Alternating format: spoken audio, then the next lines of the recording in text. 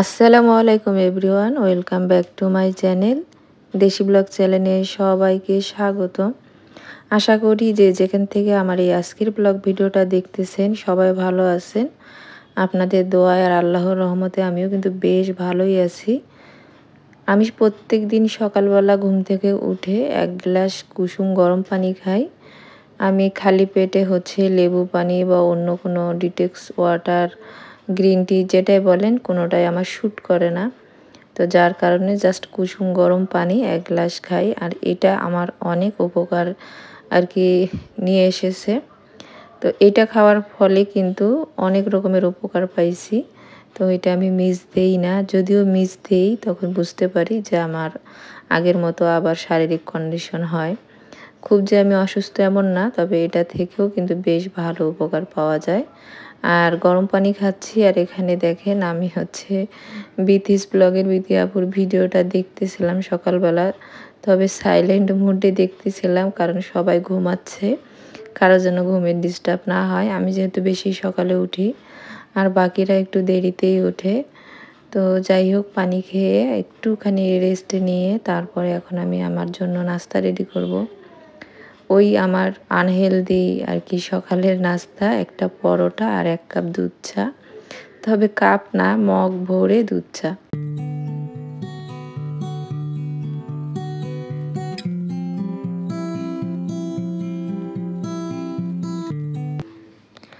তো এখানে চায়ের পানি ফুটতেছে। আমি সবসময় চেষ্টা করি পানিটা যখন একদম টকবকে ফুটে ওঠে ওই সময় চা পাতা দিতে। এতে করে চায়ের ফ্লেভার আর কালার কোনোটাই নষ্ট হয় না, খুব সুন্দর ফ্লেভার বের হয়। আর ওই ঠান্ডা পানিতে চা পাতা দিলে কিন্তু কালারটা তেমন ভালো আসে না, আর ফ্লেভারটাও ভালো আসে না। আর এই তো আমার আনহেলদি ব্রেকফাস্ট। তবে আমি 1 ঘন্টা পর কিছু ড্রাই ফ্রুট, যেমন কিশমিশ, খেজুর, আমার যেগুলো শ্যুট করে। আমি কোনো বাদাম খেতে পারি না, বাদামে অ্যালার্জি হয়, সেই জন্য। তো কিশমিশ, কাজু বাদাম, ফল এইসব আমি আবার 1-1.5 ঘন্টা পর খাই। যাই হোক, আমি এরপরে ছাদে আসছি। মাশাআল্লাহ লেবু গাছটা অনেক ভালো আছে, আর নয়নতারা ফুল তো একদম ভরে গেছে।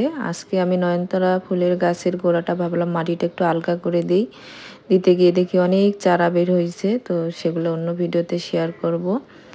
আচ্ছা, এখানে আদা রসুন খালা কেটে দিয়েছে, আমি ধুয়ে নিচ্ছি, ব্লেন্ড করব। এর মধ্যে কিন্তু অনেক সময় আর কি পেরিয়ে গেছে।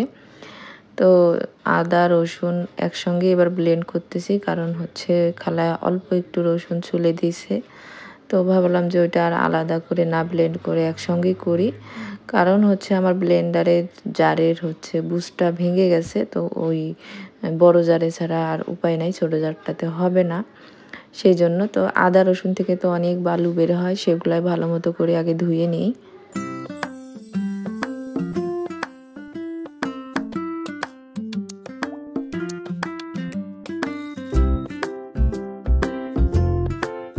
আচ্ছা, আমি যখন সকালবেলা উঠি, তো তখন তো একরকমভাবে উঠে কাজ-টাজগুলো শুরু করছি।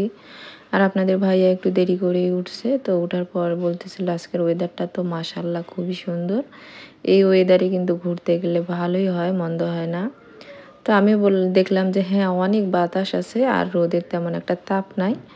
তো দুজনাই প্ল্যান করলাম, ঠিক আছে আজকে বাচ্চাদেরকে নিয়ে বাইরে যাব। তো শুক্রবারের দিন ছিল, তো সেই জন্য আমি ঝটপট করে হাত চালু করে ভাবতেছি নাস্তা শেষ করে রান্না করে নেই। আর বাকি থাকে যে ঘরবাড়ি পরিষ্কার করা, এগুলো এখন আর করব না। কারণ যেহেতু বাইরে যাব, সব কাজ করে বাইরে গেলে আর কি সময় কভার করতে পারবো না। আর একটু দূরে যাওয়ারই প্ল্যান করছি দুজনাই। তো এগুলাই আর কি গুছিয়ে নিচ্ছি, যতটা গুছিয়ে নেওয়ার, মানে যেই জিনিসগুলো না করলেই নয়। যখন বাইরে যাওয়ার থাকে যেই কাজগুলো না করলেই নয় সেগুলাই করব, আর রাত্রে এসে বাকি কাজ করা যাবে না হয়। তো মশলাটা আমি ব্লেন্ড করে নিয়েছি, এখন এই বক্সে তুলে নেব। আর এইদিকে পটলগুলো আমি নিজের হাতে কাটবো। খালাকে বলছি আপনার কাটার দরকার নেই, আপনি শুধু ছিলে দেন। সেই মতোই কাজ করা হচ্ছে, যদিও বা দুপুরে আমরা বাইরেই খাবো। তো ভাবলাম রান্না করে যাই, রাতে এসে তাহলে বাসায় খাওয়া যাবে আর কি।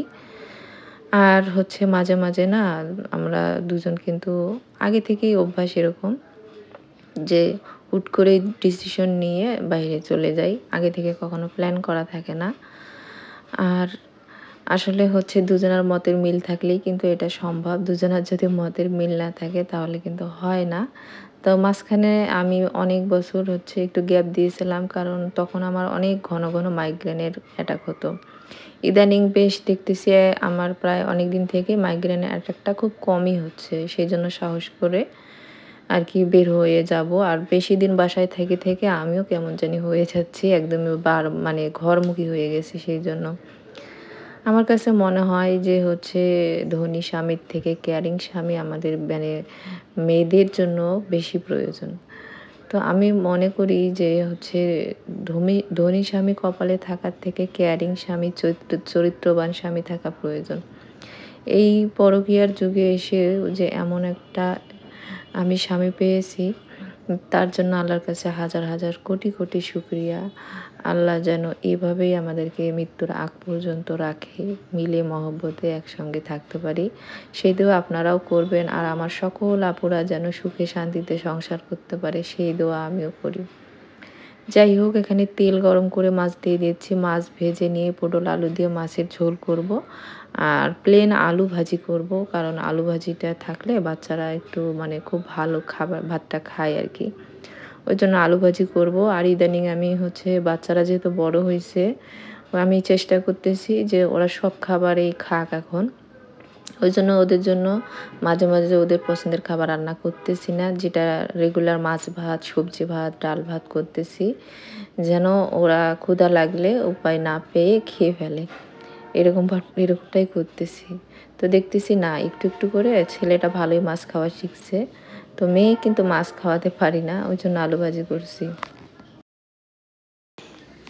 এখানে আমি মশলা কষিয়ে পটল আলুটা দিয়ে এখন কষাচ্ছি।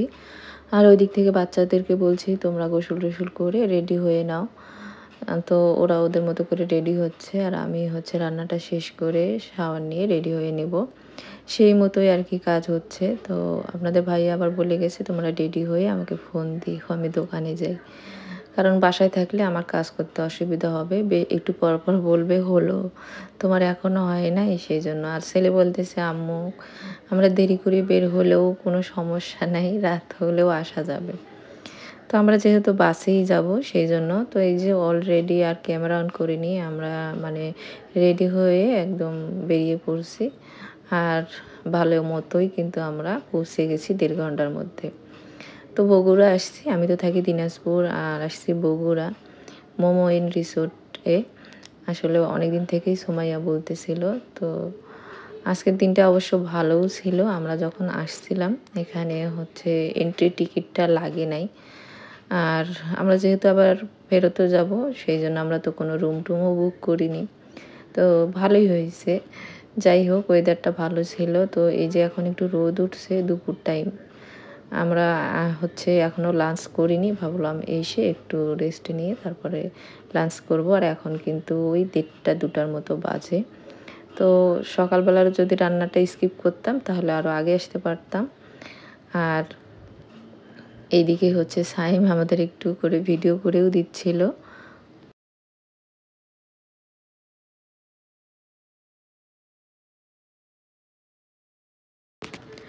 মাঝে মাঝে তো বাচ্চাদেরকে নিয়ে বাইরে আসতেই হয়। তো কাছে কুলে যা আছে সব তো ঘুরে মানে বিরক্ত হয়ে যাই আমরা। তো এই জন্য আর কি এবারে ভাবলাম বগুড়া আসা যাক। আর সাইম বলতেছিল আম্মু বগুড়া হচ্ছে মহাস্থানগড় পার্ক মাজার আছে, ওখানে যাই চলো। তো আমি বললাম যে না, ভাল লাগতেছে না গরমে, আমরা আজকে এখানেই সময় কাটাই রাত পর্যন্ত, তারপরে হচ্ছে বাসায় ফিরবো, অন্যদিন আবার আসা যাবে। তো আমরা এখানে দুপুরের লাঞ্চে হচ্ছে সাদা ভাত আর হচ্ছে গরুর মাংস আর সালাদ ডাল এগুলাই হচ্ছে নিয়েছিলাম। সাইম অবশ্য কাচ্চি খেতে চেয়েছিল, কিন্তু ওদের নাকি কাচ্চিটা শেষ হয়ে গেছে। তো যার কারণে সবাই সাদা ভাতই খাইছি। আর এই যে বোগেনভিলিয়ার গাছের যে সাদা কালারের ফুল, আমাকে তো একদম মানে কি বলবো, ওখানে আমি আটকে গেছি, কতক্ষণ এখানেই ছিলাম, এত ভাল লাগতেছিল। মনে হচ্ছিল একটা ডাল নিয়ে গিয়ে বাসায় গাছ আর কি চারা বানাই। কিন্তু আপনাদের ভাইয়া এগুলো পছন্দ করে না, আর আমিও পছন্দ করি না কারো কোনো জিনিস না বলে নেওয়াটা। সেই জন্য তো বারবার দেখতেছিলাম আর একটু রেকর্ড করেও নিলাম যেন আমি এই যে দেখতে পারি পরে। তো সেটাই করতেছিলাম।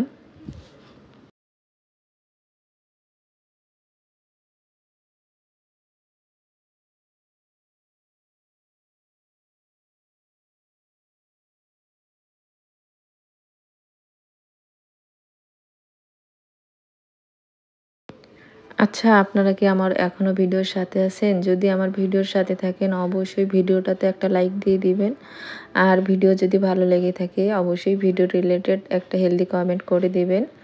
আমি অনেক আপুদেরই ভিডিও দেখতেছি বাট সেইভাবে কমেন্ট করতে পারতেছি না। আসলে ওই যে আপনাদের ভাইয়া আমাকে পাহারায় রেখে দিছে। বেশি আমিও মানে টিভিটাই বেশি দেখা হচ্ছে। তো টিভিতে দেখলে কিন্তু কমেন্ট করতে পারি না। সেইজন্য মোবাইলটা কমই ধরতেছি। কারণ ভালোও না বেশি মোবাইল ধরা। আর ও থাকলে বাসায় ও হচ্ছে মোবাইল ধরে না, আমিও ধরি না। সেইজন্য। আর এখানে এই যে সুমাইয়া হচ্ছে একটু রেস্টে নিচ্ছে আর আমরা তো ঘুরে, ঘুরে দেখতেছিলাম। ওয়েদার ভালো ছিল যেহেতু ওইজন্য খারাপ লাগেনি। মানে ঘুরতে বেশ ভালো লাগছিল। আর আজকের দিনটা আমরা অনেক মজা করে কাটিয়েছিলাম। এটা মেবি ওরা পয়লা বৈশাখ উপলক্ষে সাজিয়েছিল। তো সেগুলো এখনো আছে। আর এখানে আমি একটু কফি খেতে বসেছি। আর সুমাইয়া, সায়েম এরা তো হচ্ছে মানে কফি, চা এগুলা খায় না। তো ওরা ওদের মতো খাচ্ছিল।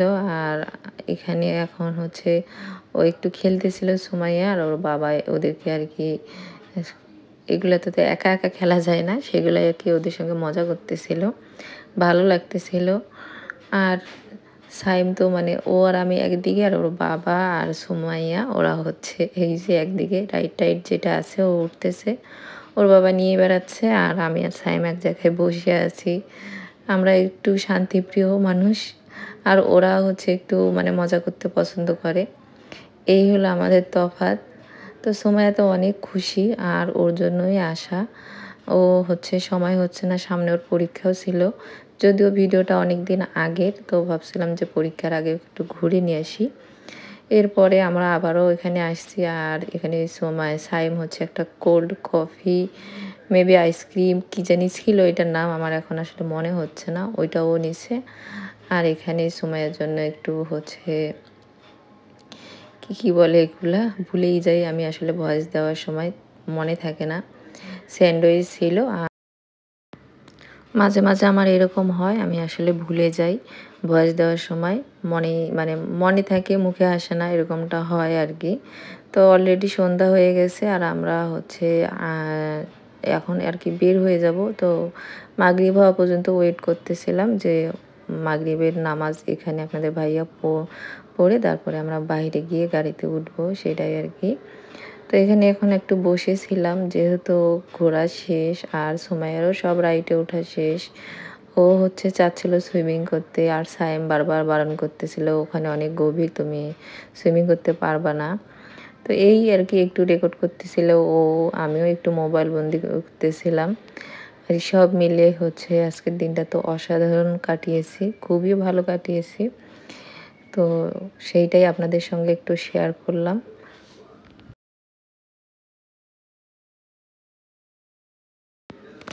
তো এখন এই মনে হয় ঘোরাই শেষ। এরপরে হচ্ছে যে গরমটা আসতেছে সামনে তখন কিন্তু আর ঘোরা যাবে না। তো আবার ওই শীত শুরু হবে তারপর। তো আজকের ব্লগটা আমি এখানেই শেষ করে দিচ্ছি। আল্লাহ হাফেজ। আসসালামু আলাইকুম।